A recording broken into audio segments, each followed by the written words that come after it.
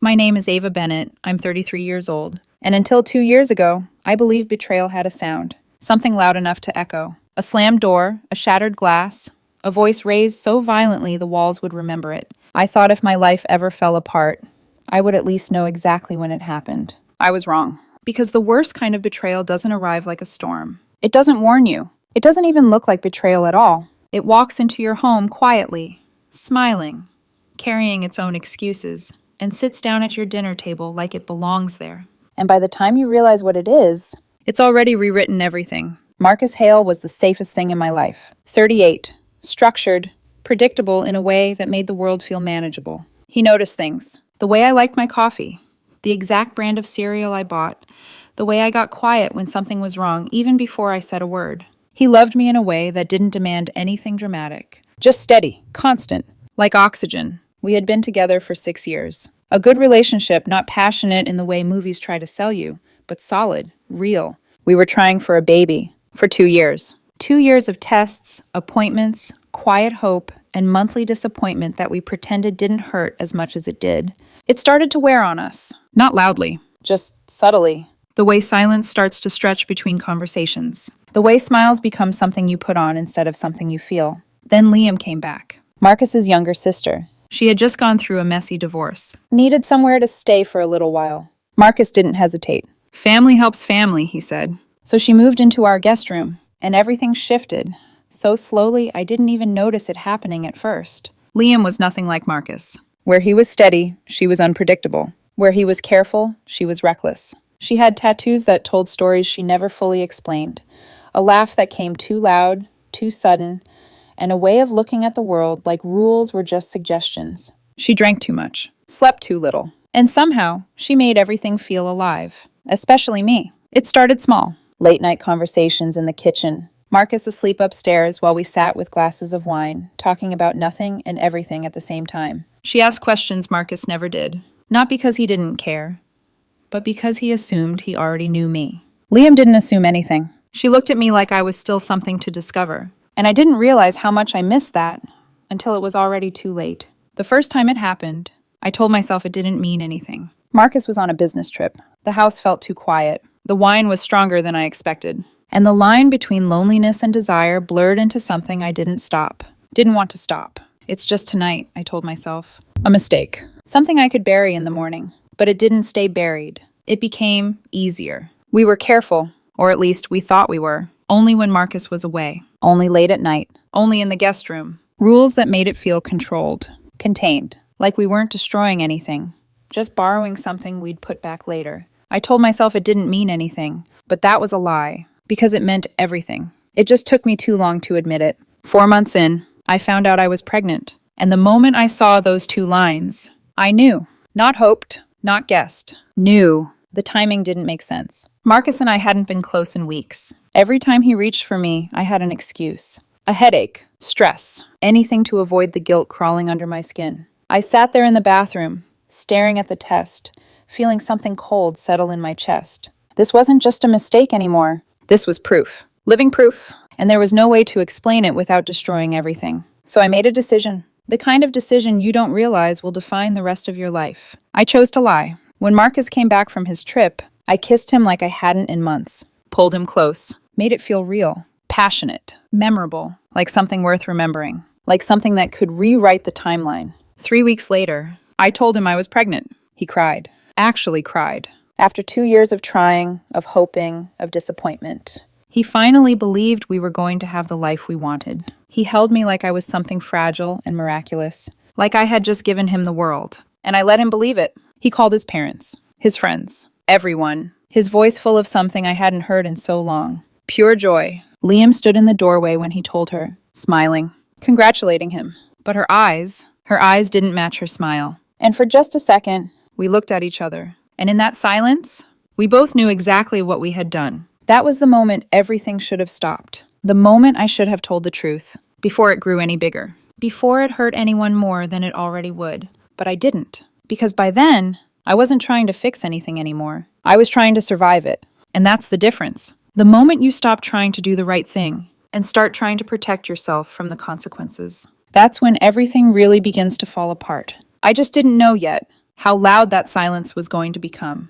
Pregnancy didn't soften the lie, it sharpened it. Every morning, I woke up with nausea that felt like punishment.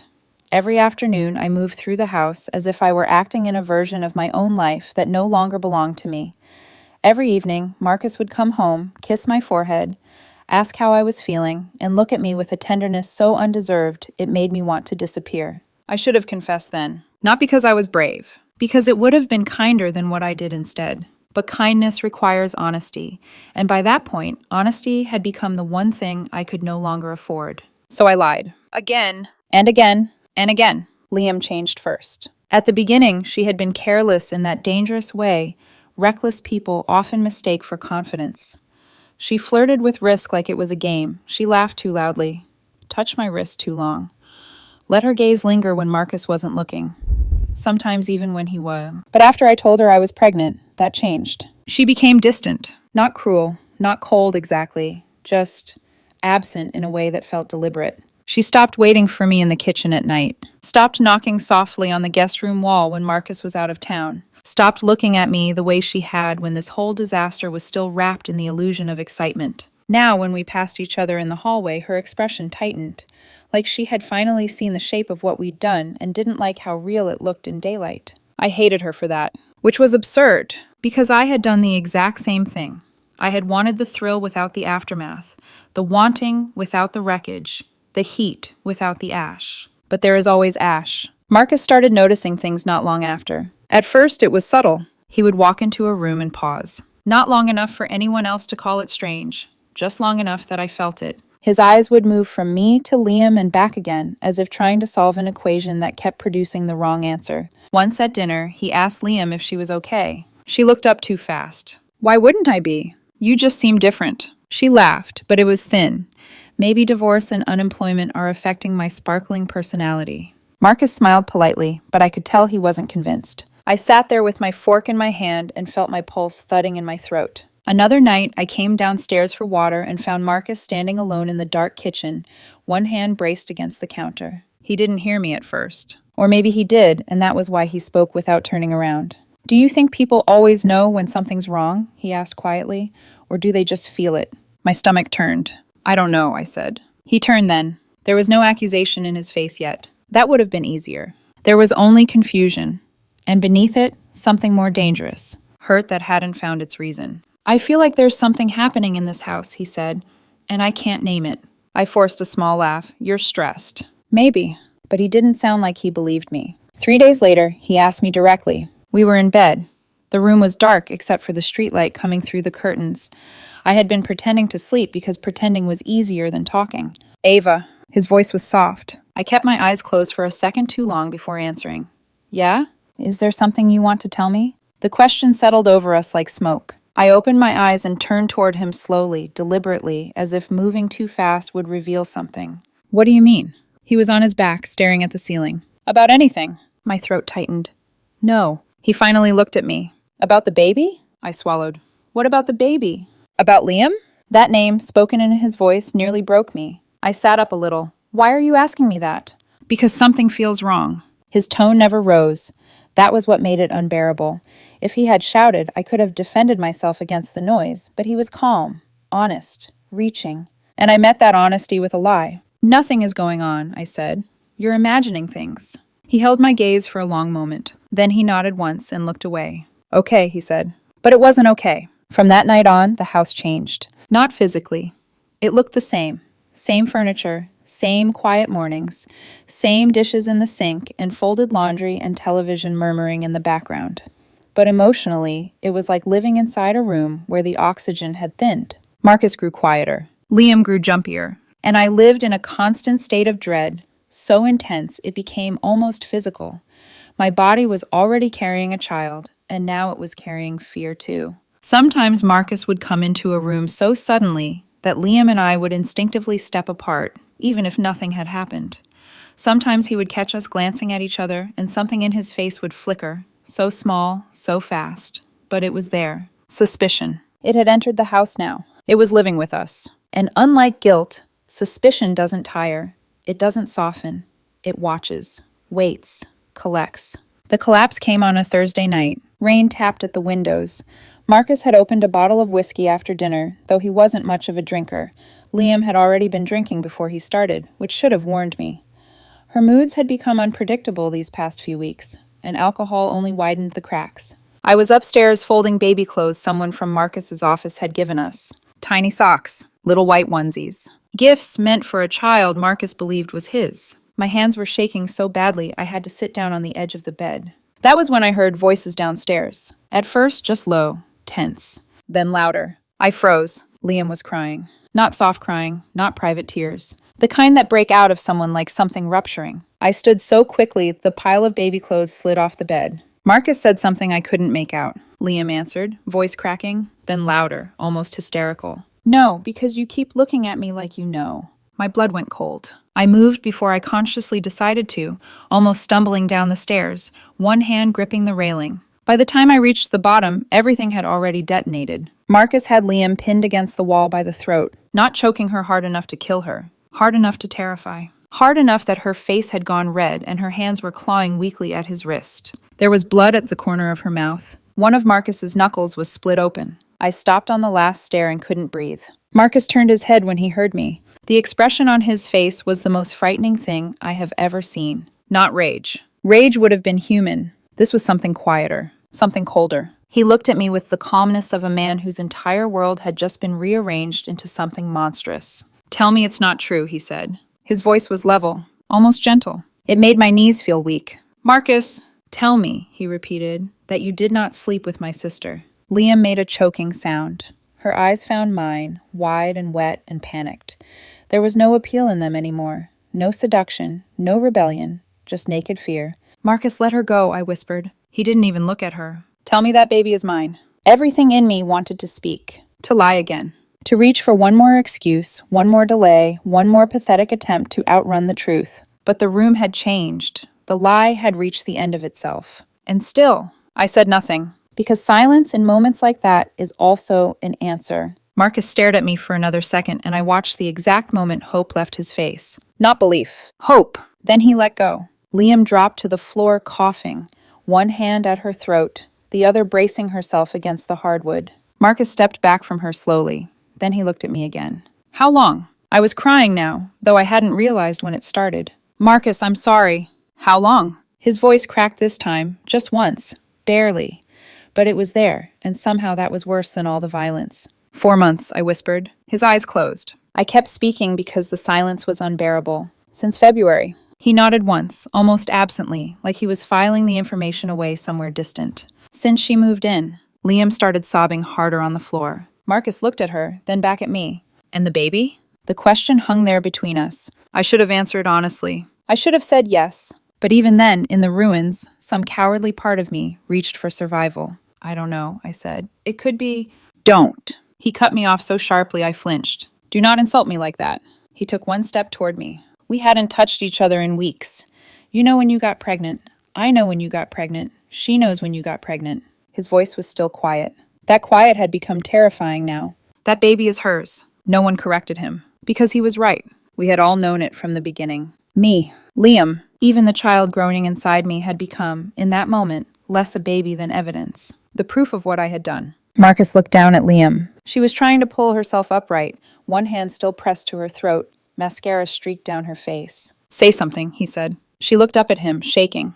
I'm sorry. Marcus laughed. It was one sharp, humorless sound. Sorry. Then he looked at me, not at my face, at my stomach. And in that glance was something final. I knew, before he said another word, that whatever life I had been living until that moment was over. Completely. Irreversibly. And the worst part was, he still hadn't even begun to hate me as much as I was going to deserve. Marcus moved first. Not toward me. Toward Liam. She had barely managed to get to her knees when his foot drove into her ribs with a force that made the sound echo through the room. A sharp, sickening crack. Liam cried out, collapsing sideways, curling in on herself instinctively. Marcus, stop, I shouted, rushing forward, but I froze halfway. Because the look on his face warned me. Don't! He didn't look out of control. That was the terrifying part. He looked decided.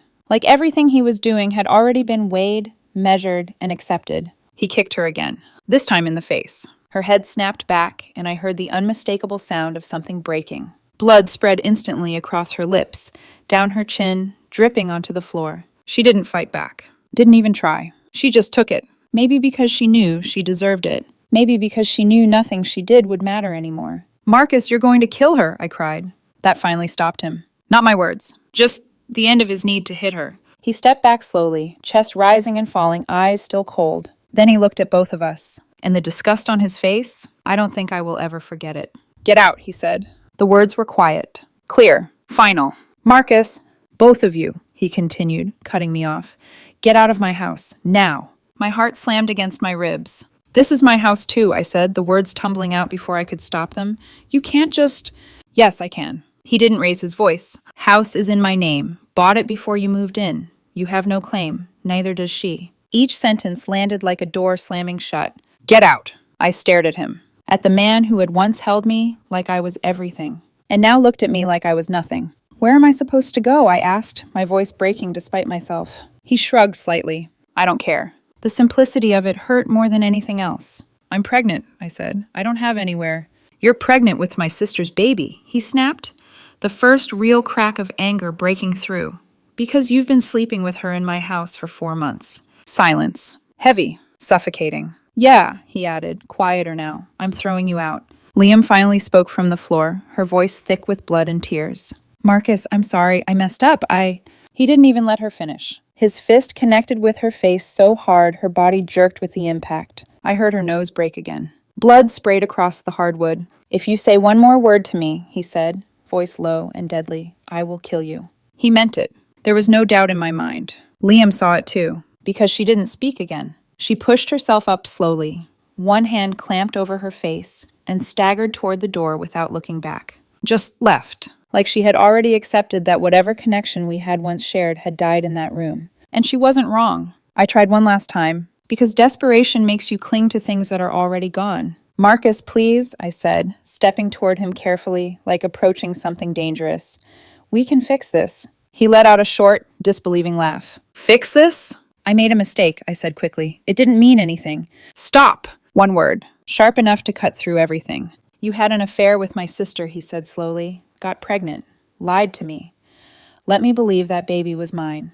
Each point landed heavier than the last. And you think we can fix this? Tears blurred my vision. People make mistakes. People forgive. People don't do this, he said flatly.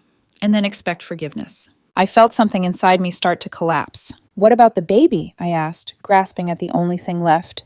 She's your niece. She's family. That baby, he said, is Liam's responsibility. His eyes met mine. Not mine, not anymore. He turned and walked upstairs. I stood there, shaking, not sure what to do, not sure what to say, not sure how everything had fallen apart so completely in the span of minutes. He came back down with black garbage bags. And then he started packing my life like it was trash. Clothes, shoes, toiletries, everything. No care, no hesitation. Just grabbing and shoving and tying the bags tight like he couldn't stand the thought of touching anything that belonged to me. Marcus, stop, I whispered. Please, just talk to me. Explain what? He shot back without looking at me.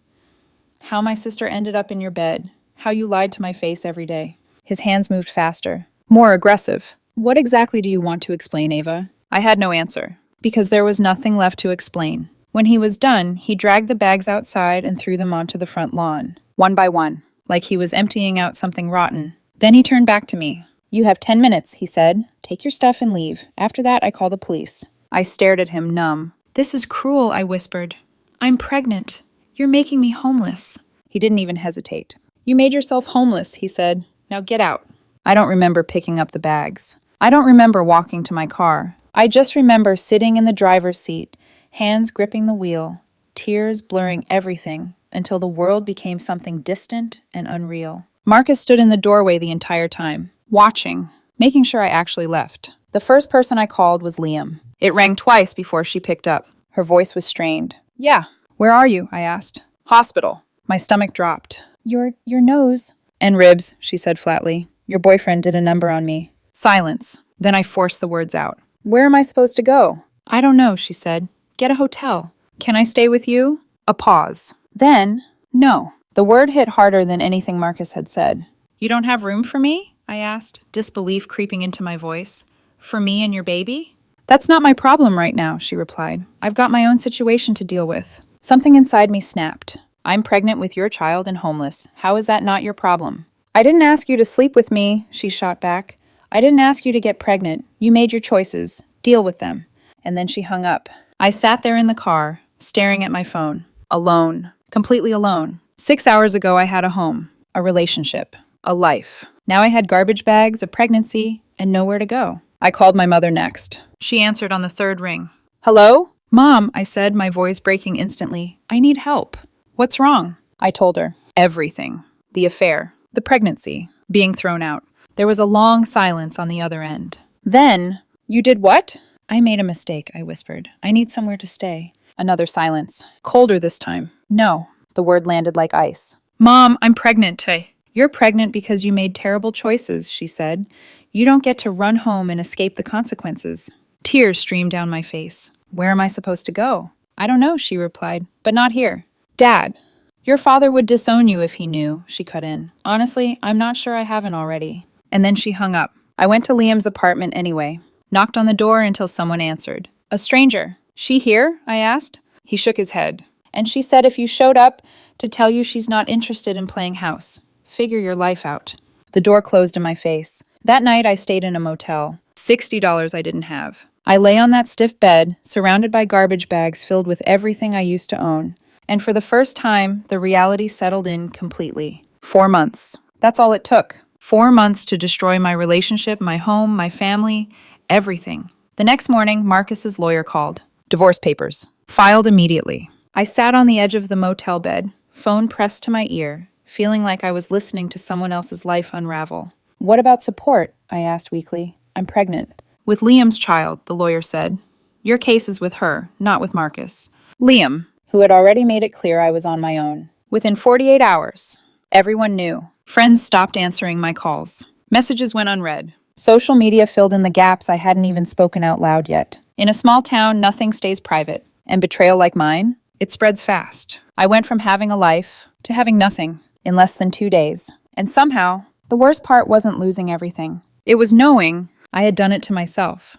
I thought the worst night of my life was the one where Marcus threw me out. I was wrong. That was just the beginning. Pregnancy is supposed to be something shared, something celebrated. Appointments together, hands held during ultrasounds, late-night conversations about names and futures. Mine was silent, clinical, lonely in a way I didn't know was possible. I sat in waiting rooms by myself, surrounded by couples who looked like what my life used to be, or what I thought it would become. No one held my hand. No one asked how I was feeling. No one waited for me outside the exam room. Just me, and the consequences growing inside me. The motel lasted 3 weeks. 3 weeks of stretching money I didn't have, skipping meals, lying awake at night calculating numbers that never added up. When I couldn't pay anymore, they kicked me out. No sympathy. No delay. Just a knock on the door and a deadline. So I moved into my car. There's something about sleeping in a car when you're pregnant that changes you. It strips away whatever illusion you had left about control, about dignity, about what you think you deserve.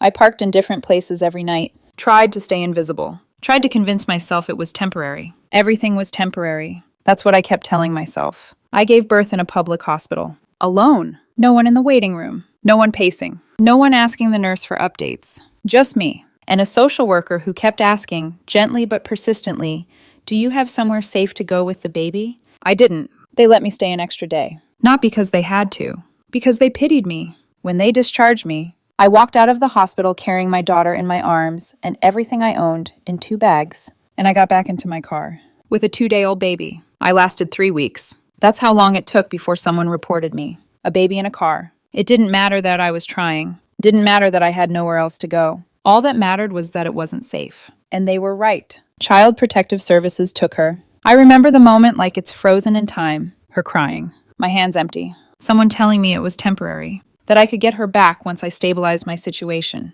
Temporary. That word again. It took 6 months. 6 months in a shelter. 6 months of working whatever shifts I could get. Fast food, cleaning, anything. Saving every dollar. Counting every cent. Trying to prove I was capable of being a mother. Of being anything at all. I got her back. For 3 months, I had something that almost felt like stability. A tiny apartment. Secondhand furniture. A routine. It wasn't much. But it was something. Then I lost it. Couldn't keep up with rent and childcare. 1 missed payment turned into 2. 2 turned into eviction. And just like that, We were back in the shelter. That's been my life for 3 years. Shelter. Apartment. Shelter again. Always on the edge. Always one bad week away from losing everything all over again. Liam pays child support. $400 a month. Court ordered. Not because she wants to. Because she has to. She moved to another state. Started over. New life. New people. No space in it for me. Or for her daughter. I tried to call her once. Last year. Your daughter is walking, I told her. Don't you want to see her? No, she said. Just like that. I don't want anything to do with either of you. The court makes me pay. That's it.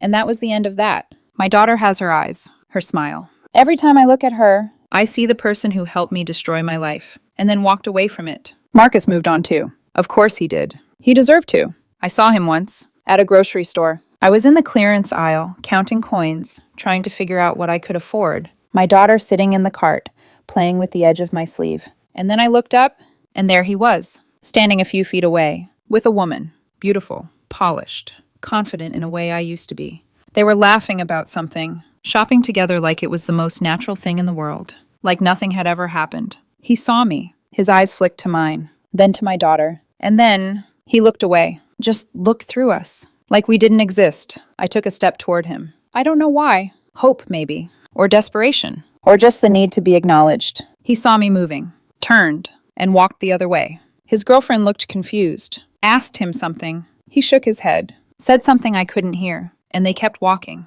still laughing, still living. I stood there in the middle of the store, holding onto a cart I couldn't afford to fill, watching the life I used to have disappear again. For the second time. His family found out about me eventually. About the shelters. About my daughter. His mother called me. The first time in 3 years.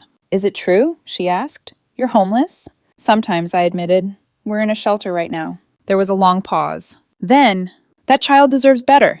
I'm trying, I said. My best isn't good enough. No, she said softly. It isn't. But she started helping anyway. Quietly. Clothes. Diapers. Toys. Things I couldn't give my daughter myself. She tried to convince Marcus. Again and again. That child is your niece, she told him. She's innocent. His answer never changed. I didn't abandon her, he said. Her mother and her other parent did. Cold. Final. Unmovable. His father tried. His sister tried. Everyone tried. For 3 years. And Marcus never once changed his mind. I don't blame him. That's the part people don't understand. They think I should hate him. Be angry. Feel like he owes me something. But he doesn't. He never did. I destroyed him. Destroyed his trust. His relationship with his sister. His entire sense of what family meant. And then expected him to help me pick up the pieces. No, that's not how this works. My daughter is 2.5 now. She asks about her parents sometimes. Where is she? She says. I tell her. Far away. Why? Because she made bad choices. One day she'll understand that those choices were mine too. That this life, this instability, this constant struggle, it all traces back to one decision. Then another. Then another. I work when I can. Still minimum wage. Still barely enough. Still not enough to move forward. Just enough to survive. I see Marcus online sometimes, through accounts that aren't mine. He's engaged now, to that woman from the store. They look happy, like everything worked out exactly the way it should have. And maybe it did. For him. For me, this is what's left. A shelter bed. A child who deserves more than I can give her. And the understanding that some mistakes don't just cost you your relationship. They cost you everything. 3 years. 3 years since I lost my home. 3 years since I watched the best thing in my life walk away from me. 3 years of consequences that don't end. Marcus moved on. Liam moved on. My family moved on. Everyone moved on. Except me. I'm still here. In this shelter. With this child. With this life I built out of betrayal and lies and choices I can't undo. This is what it costs. Not just love. Not just trust. Everything. And I will be paying for it. For the rest of my life.